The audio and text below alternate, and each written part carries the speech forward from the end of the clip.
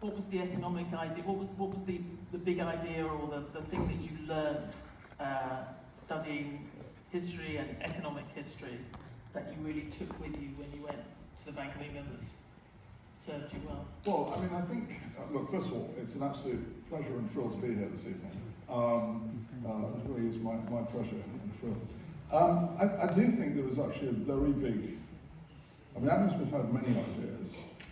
I think it's actually really interesting when you read The Wealth of Nations, because it's actually a very old style of economics, in the sense that he wrote about everything.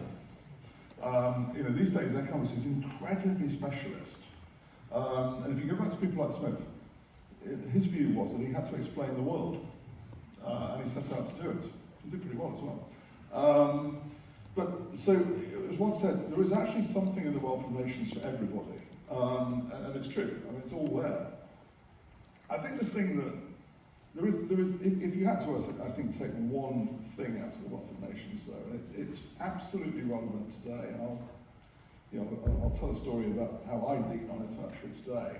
It is this whole idea that the so-called division of labour, the pin factory, as he said, the efficiency of having people doing sort of specialist jobs supported growth in the economy, but it only did that if we served bigger markets, if we had bigger markets to sell things into. And he was looking out, and Gordon was reminding me, he was looking out at the port of Chicago. Exactly. Yeah.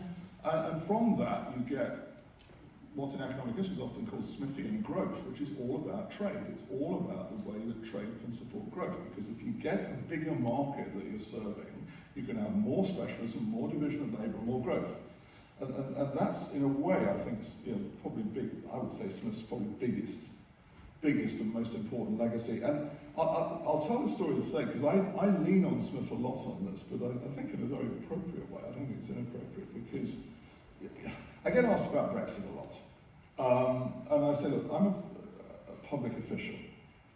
I do think it's very important that we don't take sides in politics. I don't take sides on Brexit per se. But there's a second question, which is, I get asked a lot, which is, well, what has Brexit done to activity in the economy, to growth in the economy? And I say, look, I think I do have to answer that question, because it's sort of inside my inside my technical area, as it were. And I do think, let's come back to Adam Smith. I said, look, if you reduce the size of the market that you're serving, then it will have an effect on growth, and it has had an effect on growth. That does not mean, I leave that aside from whether Brexit's a good idea or a bad idea, because there's a lot more to it than just this. But on this particular question, yes, it has had an effect. And I do honestly, slightly shamelessly say, look, you don't have to take it from me.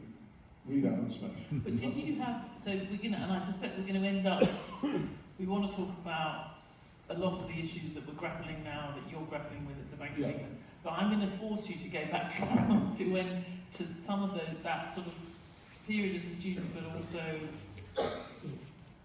what you thought you were doing when you went into the Bank of England, because you surely didn't expect to be governor. No, Maybe you I did. No, not at all.